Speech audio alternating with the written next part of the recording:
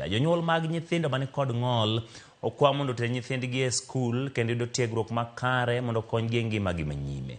Ma en ote ma okwako lwasi mar skul ma St. Ursula Chamahamanga Special School e kaunti ma Vihiga, kama riwruok moro mar Azerbaijan International Development Agency kata AIDA ne ochiwo sir mar omenda maromo $20,000 mar siro somo, gedo, chiemo makare kod thieth makende. Koloso kinde nyasi malimo skulno, jambete ma piny Azerbaijan Sultan Hayev owacho ni chenro makamagi gin mag bero somo kod ng'iyo makare kind piny Kenya kod Azerbaijan, weche ma osir lwedo kod gavana mar kaunti no Wilbert Chilo.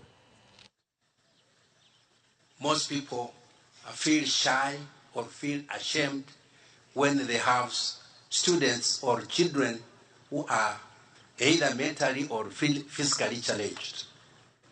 This should not be the case, and we want to encourage all the parents who have children, who have any other, who have challenges, whether physical or mental, to bring them to these special schools. Despite many challenges, despite some difficulties that you're facing, despite all the matatizos and changamotos, what we're seeing here today is a group of dedicated professionals who are doing their best to make sure that a very important slogan or a motto that I've heard today from one of my younger sisters, that disability is not inability.